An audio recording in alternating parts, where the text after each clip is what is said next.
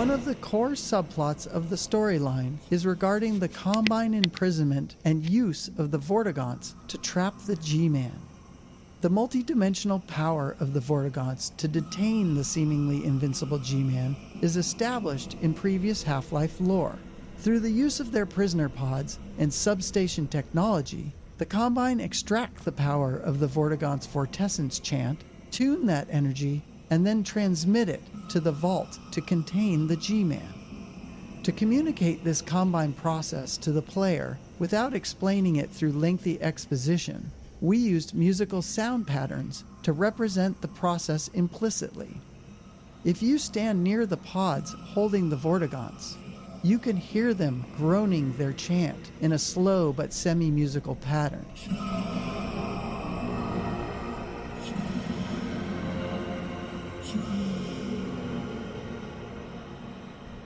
Just past the pods is the resonator, within which you can hear a distilled version of the chant energy.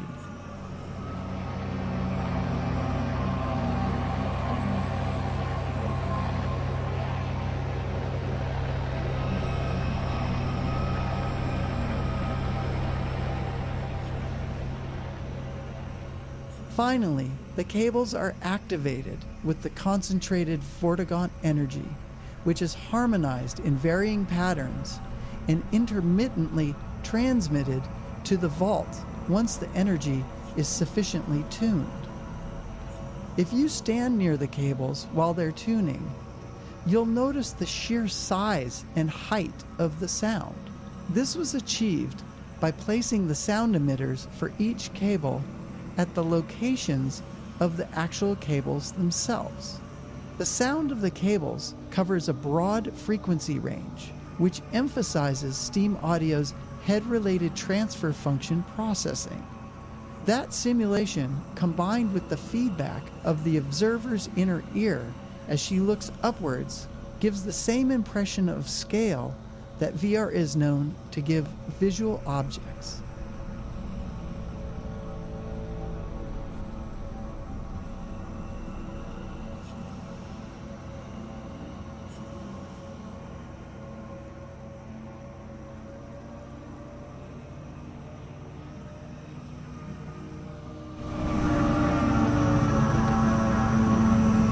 Character performance within a VR game has a unique set of opportunities and challenges.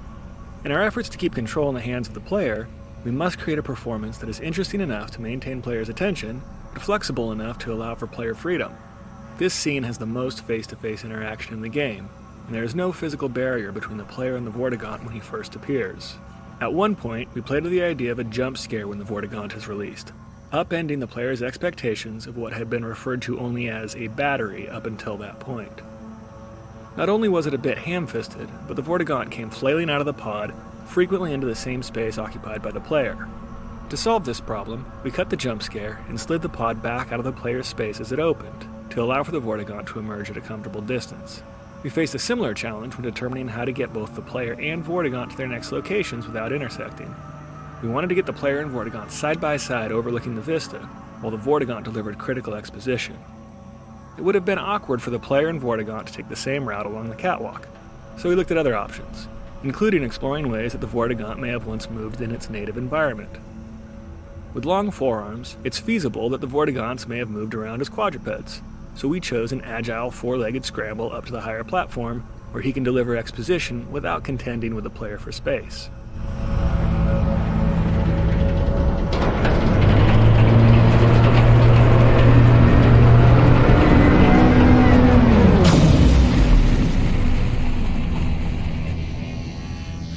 This isn't going to be as easy as it looked from the ground.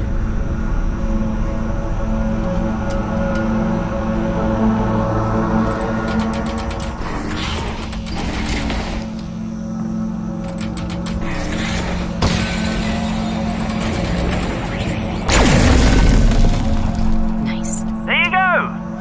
Security alert. Re-administration. Location drop occurring. Insert. Active.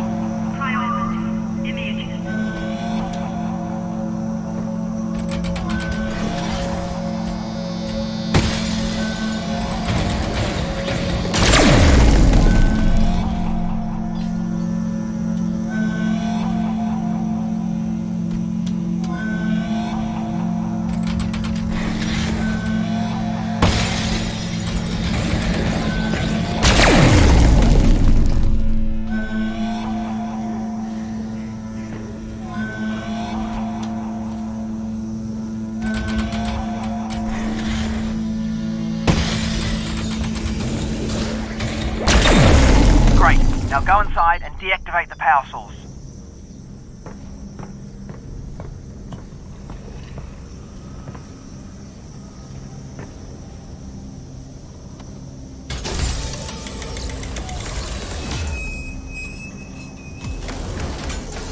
Good grief, it's a Vortigaunt.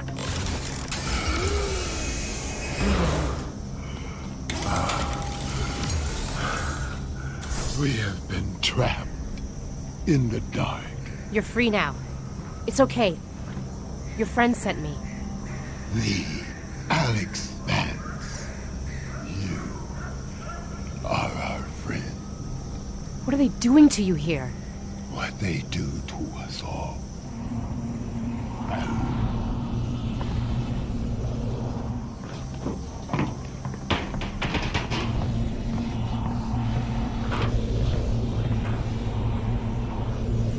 The Combine drain from us the power they use to protect their weapon. There. We are ripped from ourselves. We have to stop them from killing your friends. The Vortigaunt will extract ourselves and exact our own vengeance. You must go to the weapon. Well, I can't get into the vault if the substations are still online. Do not worry, Alyx fans. They will not be. We will not allow it. I will clear the path.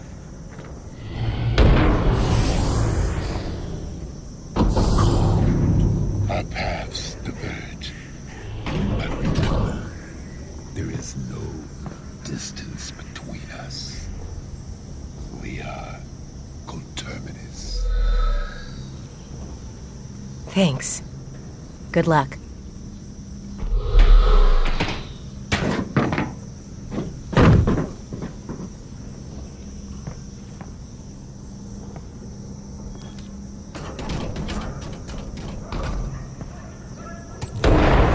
We're putting a lot of trust in that Vortigaunt to shut down all the substations.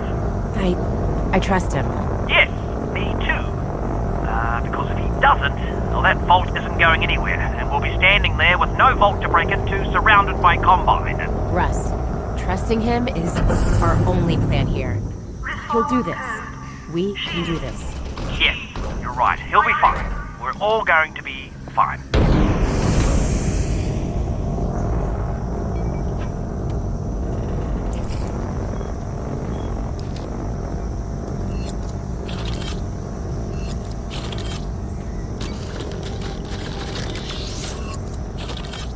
Three shows left.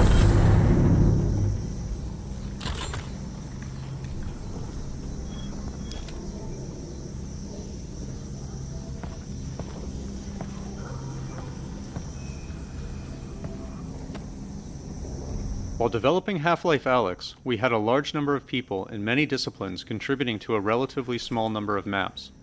This meant that we frequently had multiple people working on the same map at the same time. One way that we managed this complexity was to break our maps into smaller pieces referred to as prefabs. A prefab could be built out of the same types of geometry, logic, enemies, particle systems, or any other elements as a regular map. As long as people were working in separate prefabs, they could make changes or additions without stepping on each other's work.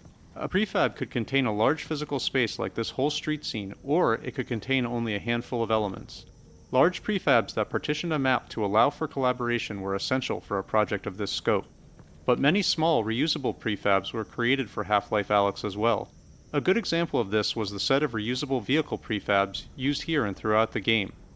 Each vehicle was authored as a configurable prefab, enabling designers to quickly place them around the game, setting a few parameters to customize the vehicle for the context. Parameters include things like the vehicle's paint color, the amount of pre-existing damage, whether the doors were open or simply missing, and the type of ammunition or other resources the vehicle might contain. This sped up our workflow and also meant that updates to a prefab were automatically propagated out to all of the maps that used it.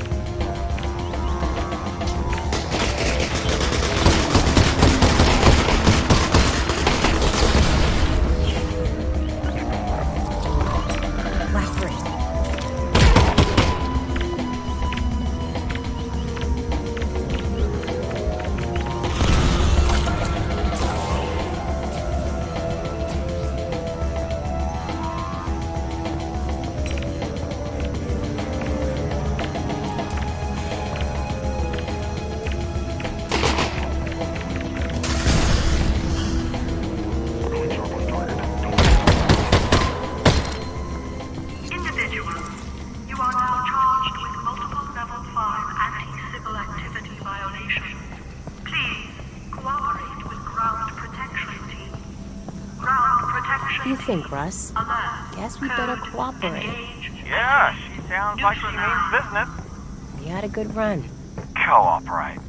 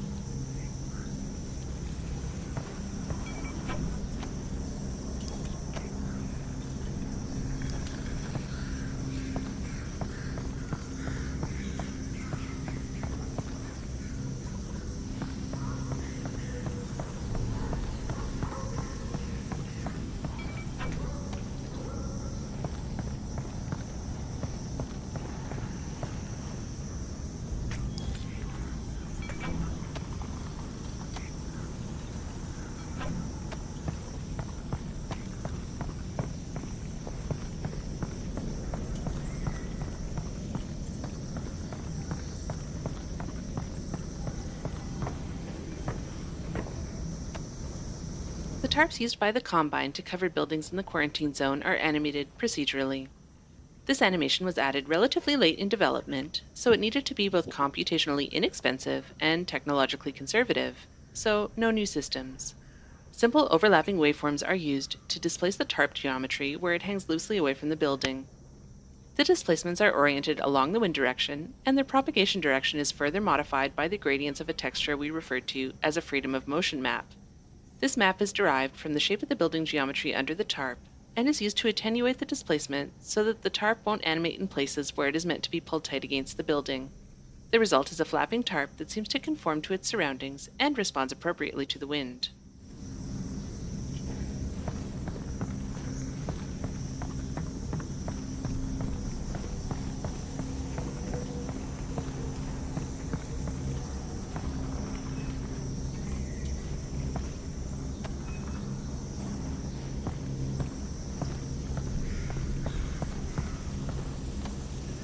The Combine soldier you see here won't fight you. It's been programmed to run back and forth along the path shown on the ground in order to illustrate the stride retargeting system developed for Half-Life Alyx. One of the challenges of animating digital characters is making sure that their feet don't slide along the ground as they move. Humans are very good at picking out irregularities in the movements of virtual characters, especially in VR, and Combine soldiers in particular need to look like their feet are planting and their weight is shifting as they change direction. Otherwise, they appear weightless and unconvincing. In a pre-processing phase, our stride retargeting system analyzes the steps of each authored animation and stores them as a direction-independent trajectory. At runtime, our system predicts where each foot will land on the next step based on the motion of the animation, the character's path, and the height of the ground. The pairs of colored boxes on the ground illustrate this process. The red boxes show the previous foot positions, the green boxes indicate the soldier's current foot position, and the blue boxes are drawn where each foot is predicted to land next. Once the predicted foot positions are calculated, the system guides the feet to the predicted locations using the trajectory information to preserve the style of the original animation. Once the foot lands, it is locked in place until the next step. In the end, this system was so effective that we could essentially make any animation walk in any direction without foot sliding.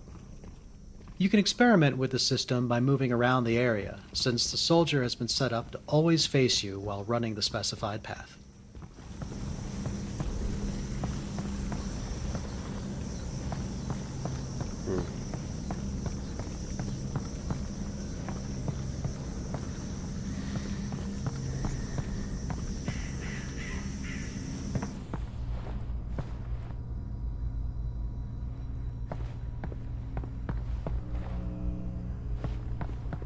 Textures are all messed up.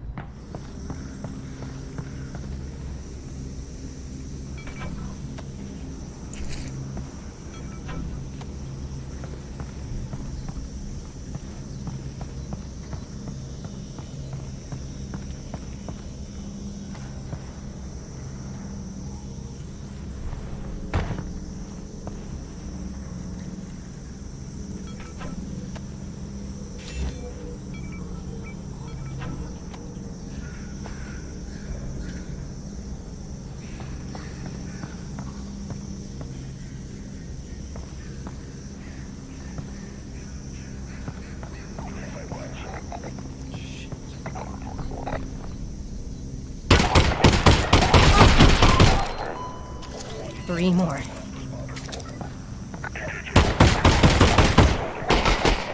The Combine soldier you see here won't fight you. It's been programmed to run back and forth along the path shown on the ground in order to illustrate the stride retargeting system developed for Half-Life Alyx. One of the challenges of animating digital characters is making sure that their feet don't slide along the ground as they move. Humans are very good at picking out irregularities in the movements of virtual characters, especially in VR, and Combine soldiers in particular need to look like their feet are planting and their weight is shifting as they change direction. Otherwise, they appear weightless and unconvincing. In a pre-processing phase, our stride retargeting system analyzes the steps of each authored animation and stores them as a direction-independent trajectory. At runtime, our system predicts where each foot will land on the next step based on the motion of the animation, the character's path, and the height of the ground. The pairs of colored boxes on the ground illustrate this process. The red boxes show the previous foot positions, the green boxes indicate the soldier's current foot position, and the blue boxes are drawn where each foot is predicted to land next. Once the predicted foot positions are calculated, the system guides the feet to the predicted locations using the trajectory information to preserve the style of the original animation. Once the foot lands, it is locked in place until the next step. In the end, this system was so effective that we could essentially make any animation walk in any direction without foot sliding. You can experiment with the system by moving around the area, since the soldier has been set up to always face you while running the specified path.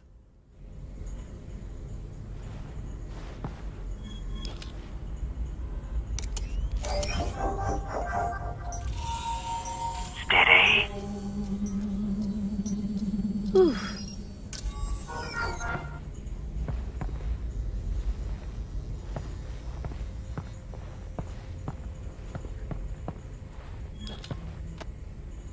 Trip mines have appeared in prior Half-Life games, and the act of defusing them seemed like a natural fit for a VR game, where players can perform complex operations with their hands.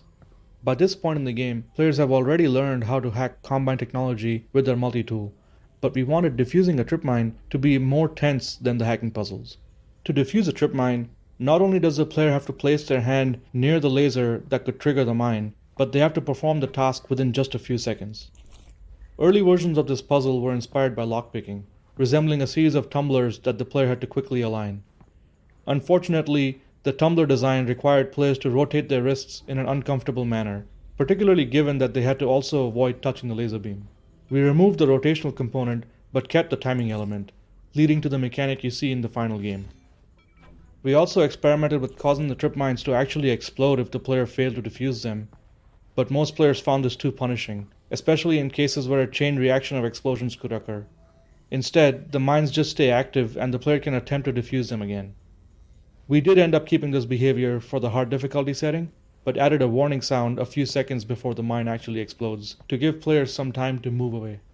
We also experimented with allowing defused mines to be removed and redeployed by the player, but we hadn't designed enough combat scenarios around this mechanic for it to be satisfying in practice, so this was left out of the final game.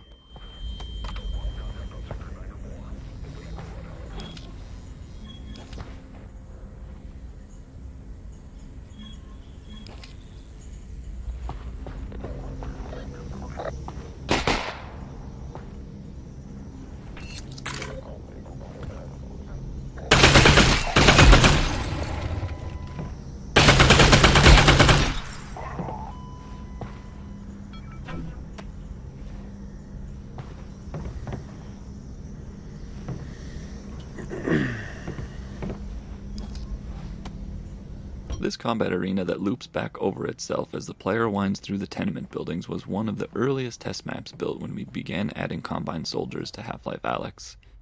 One of the lessons we learned from this series of combat encounters was that fighting Combine soldiers was physically taxing on players, as we needed to pay careful attention to pacing. Taking cover, reloading, switching weapons, and acquiring targets really pushed on all the skills that players had learned up until this point. To help cut down on fatigue, we added gaps between the Combine encounters and removed some of the combat altogether to better pace the experience. The trip mines in the stairwell following this battle are a good example of one of the pacing elements we used to slow the player down and let them recuperate before the combat ramps back up again.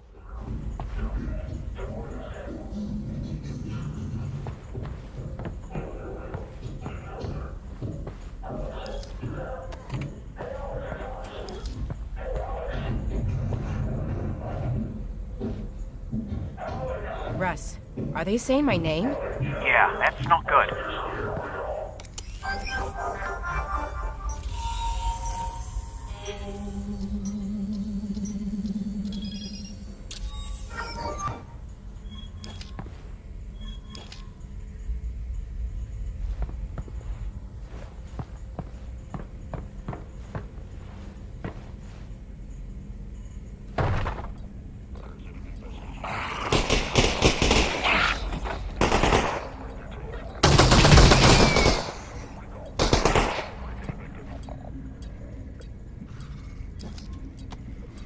It was an interesting challenge for artists and level designers to employ environmental storytelling to paint a picture of what may have happened inside the walls of the quarantine zone. Just like the hotel, these apartments have been overrun by Zen foliage and are filled with people's belongings, abandoned in haste. In this area, the walls have been torn down, either by destructive portal storms or perhaps the Combine's cleanup effort. Barrels of fluid used by workers to try and treat or contain the Zen growth have been left behind, and it would appear that the cleanup efforts have either failed or been abandoned. By not explaining every facet of the world, we leave players with the opportunity to imagine for themselves the bigger picture of life in City 17.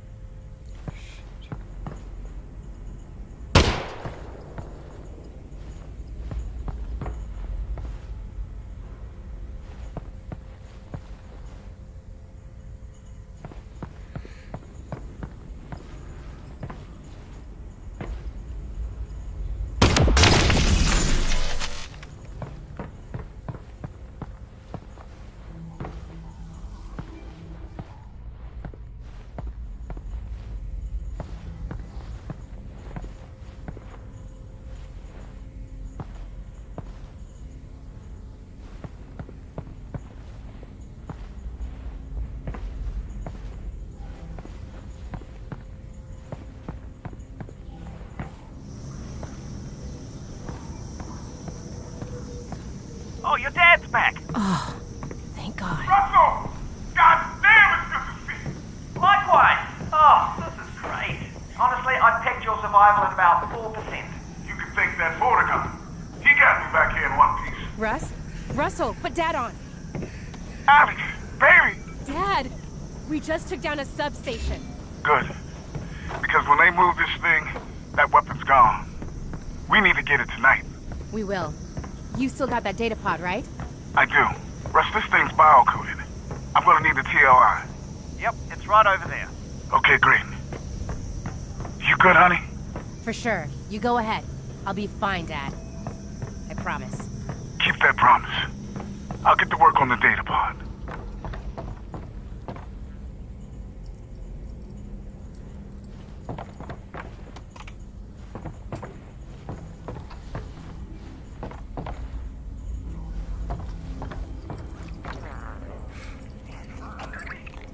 Once we had the spine of the game complete, teams went through the maps looking for additional opportunities to add the character and tone that players associate with the Half-Life games. This mannequin head grab was a fun opportunity to hit on the sci-fi horror B-movie vibe. We had a few conversations about how long to leave the head grab atop the mannequin, and decided that the experience should be analogous to catching a small dog in the middle of some mischief. We wanted players to feel like they had walked in on something they weren't supposed to see, and for them to go away feeling like every inch of the game contained something for them to find if they chose to explore it. After an early update to the headcrab sounds, where details like breathing and grunting were added for the first time, we received feedback that the new sounds were too cute and familiar, moving the headcrab too far in the direction of a cuddly creature rather than an alien threat. We updated the sounds to be more threatening, but for this headcrab we brought back some of the cuter sounds to sell the headcrab's frustration with the mannequin.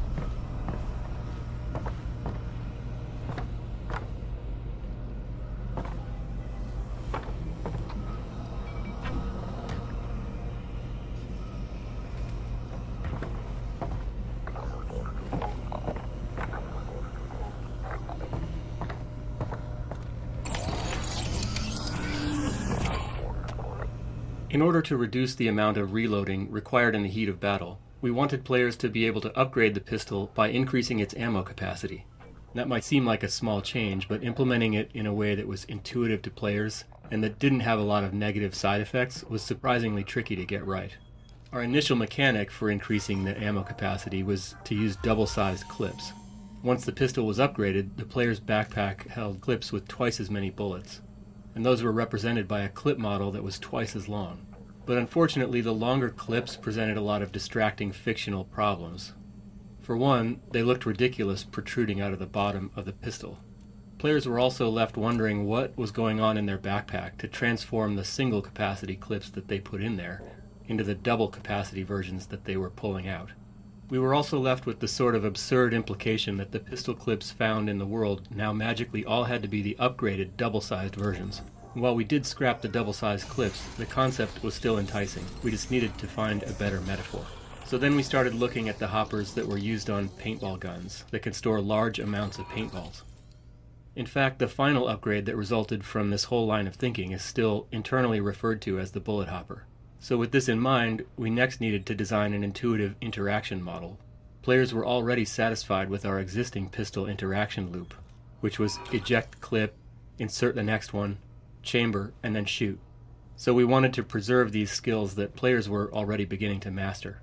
So players would still reload the gun as before, but small mechanical prongs would steal bullets from the inserted clip, pull them into the hopper, and then place them into the firing chamber as needed.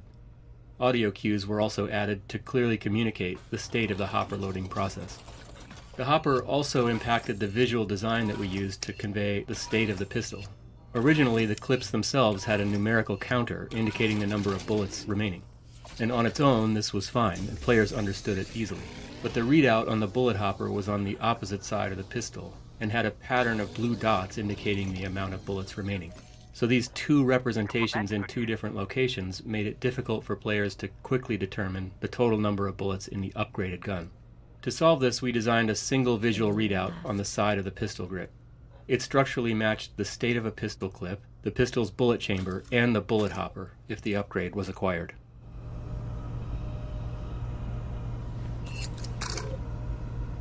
Last one.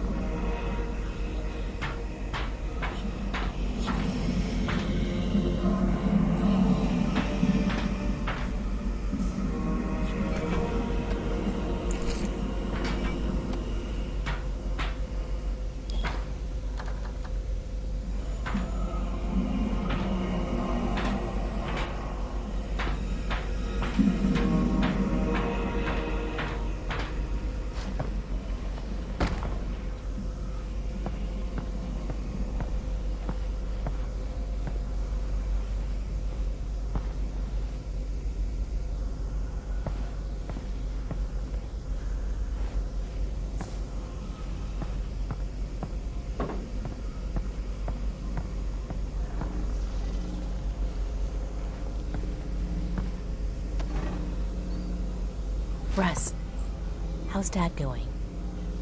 Does he seem okay? Oh, he's fine, Alyx. He's working away over there. Good. Well, thanks. Oh, he is missing a leg, though. Yeah. You know, he was missing a leg before. Right. Well, it's still gone. Thanks, Russ. Sure thing.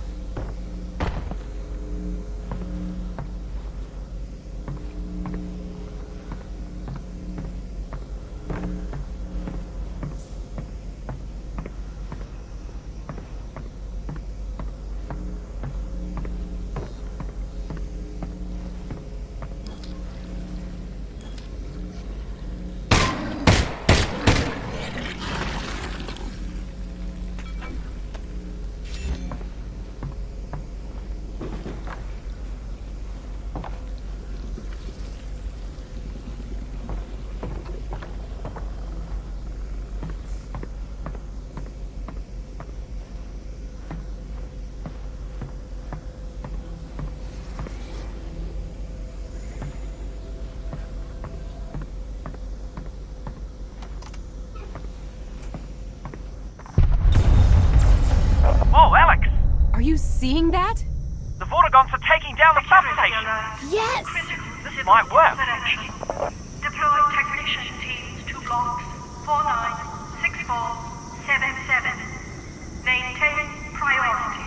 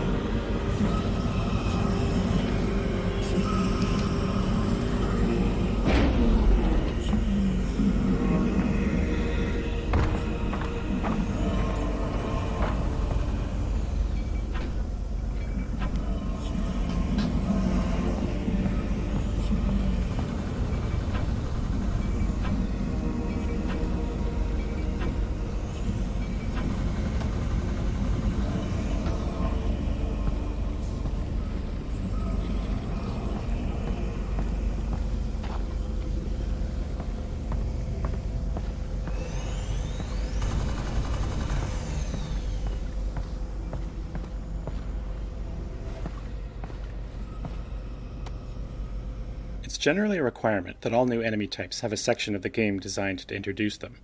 We rarely build the introduction early on in the process, though, because it's often through playtesting that we learn exactly what aspects of the new enemy need to be highlighted in the introduction. In addition to understanding the capabilities of a new enemy, we also find introductions help solidify the very existence of the new enemy type in the player's mind. Without an explicit introduction, we sometimes find that playtesters confuse multiple enemy types, conflating them in their minds. This was the case with the Suppressor, the class of soldier that's designed to pin a player behind cover while other soldiers advance on them. The Suppressor is an inversion of the previous soldier classes, who've all focused on trying to push players out of cover. The Suppressor introduction stretches across the next 2 rooms. In the first, players see the Suppressor firing at zombies, giving the player a moment to safely observe its firing behavior. They also get to hear its associated sounds, which are important to learn for future encounters. In the second room, players learn to fight the Suppressor themselves.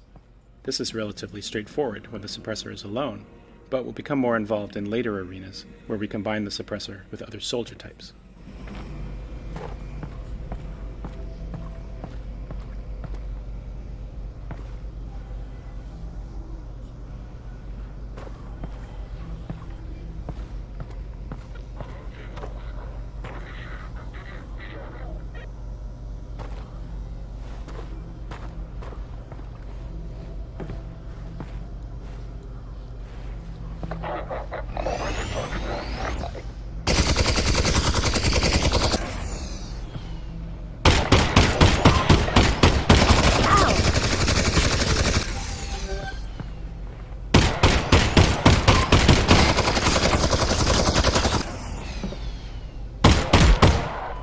Oh.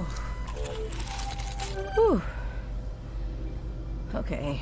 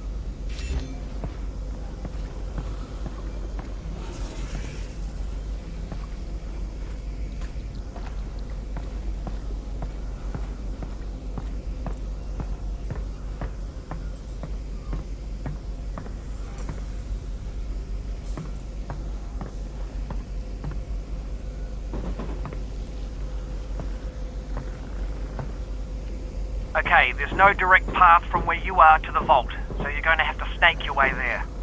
Well, it's huge, so it shouldn't be hard to know which way I'm going. I don't understand what they're doing with it here. If this weapon is so powerful, why keep it locked up in a dump like this?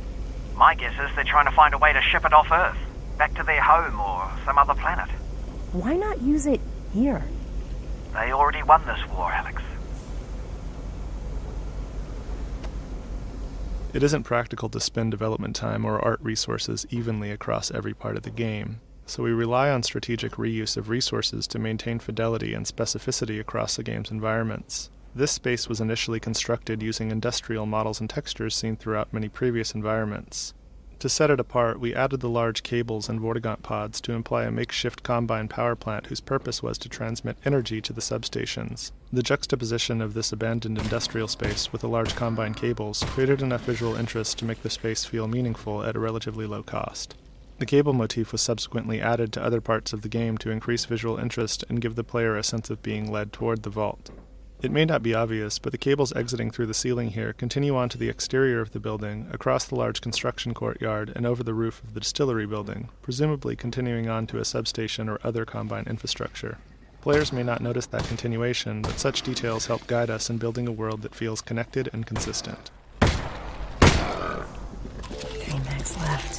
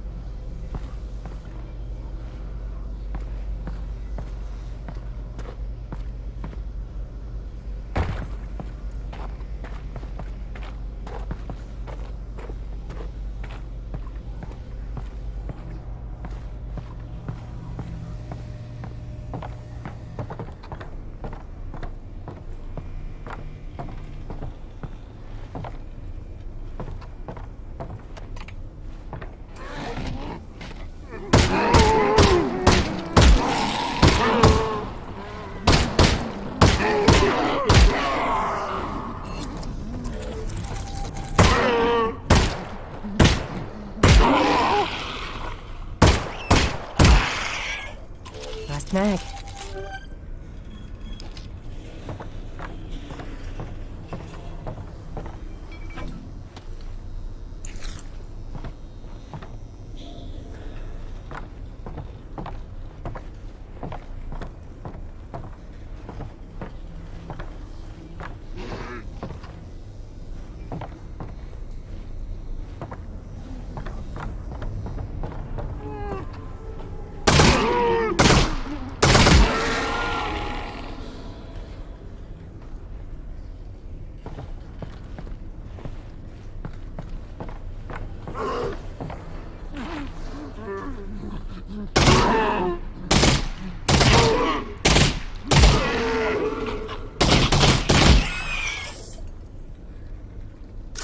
Three souls left.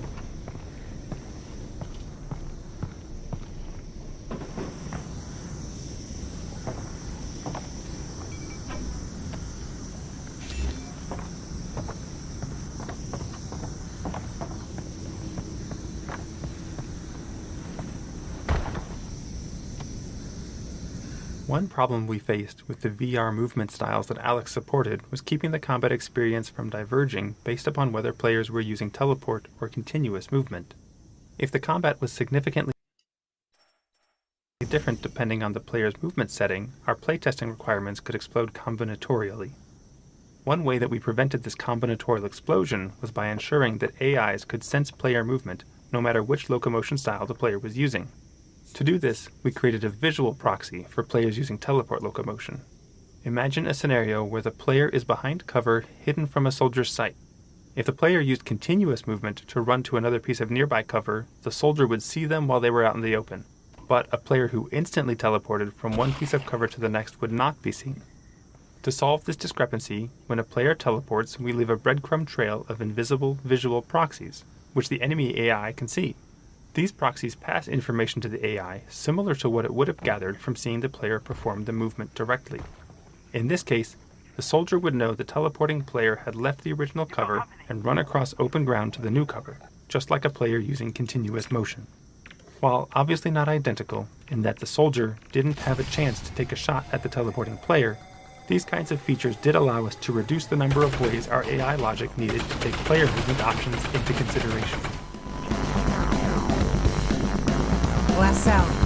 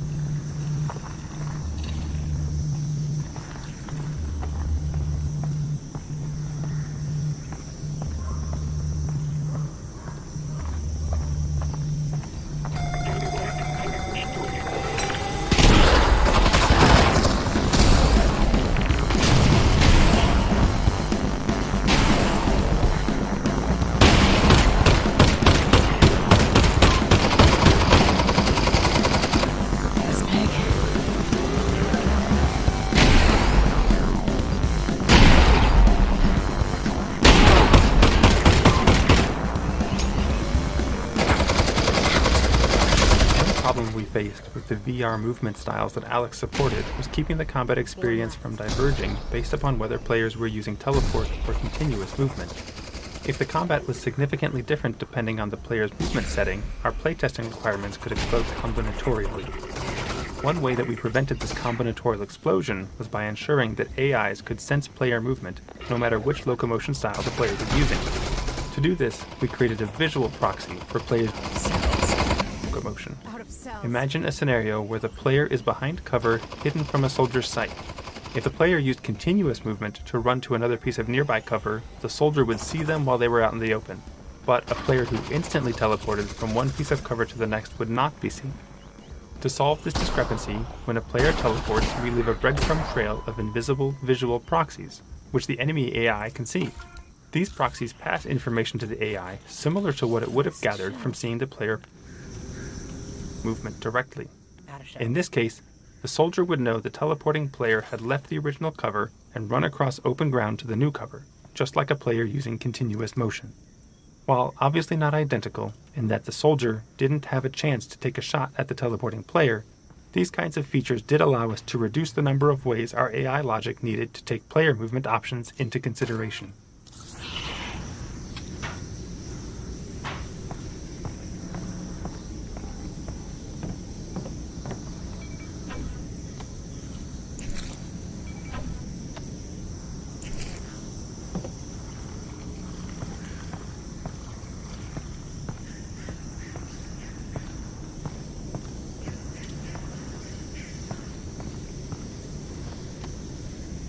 For Half-Life Alyx, we wanted to expand the functionality of our soundscape system, which is used to play ambient sounds.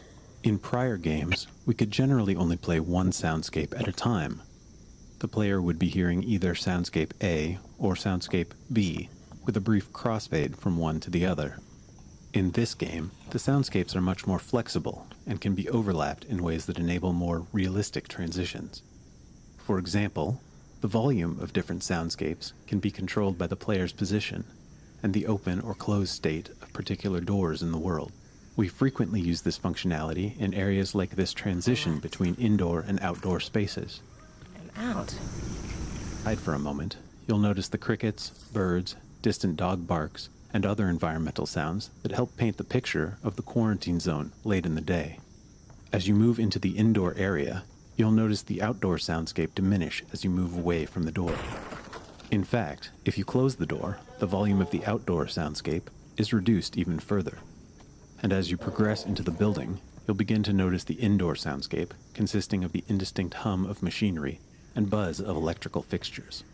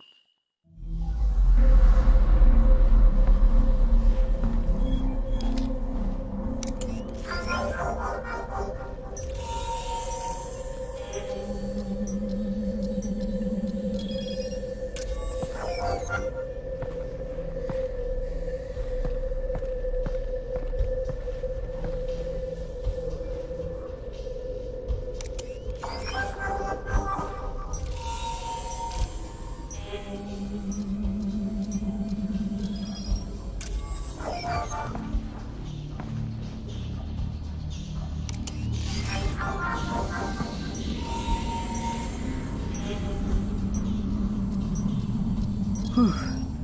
Okay.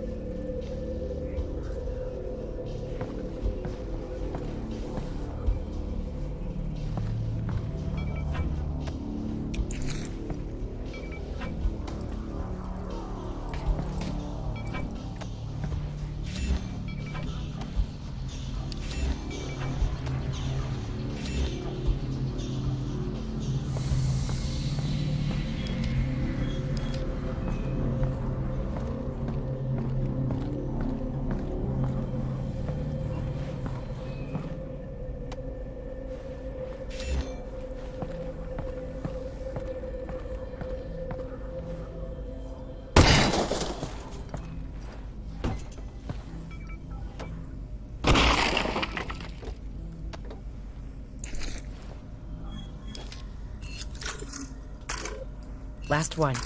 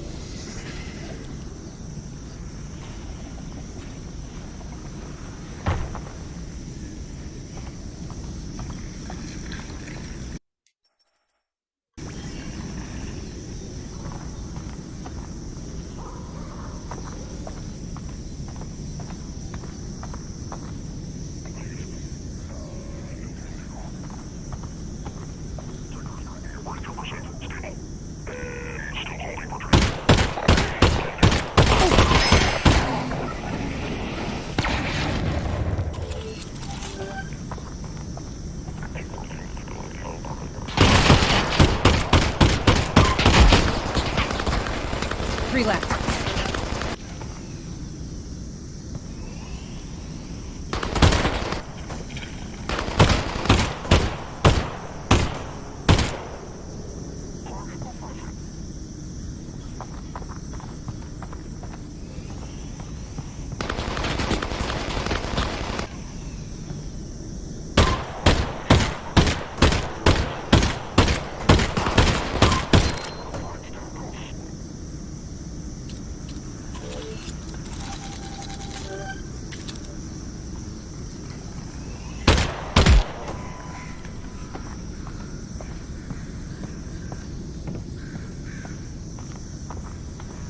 We can take a shortcut through that building.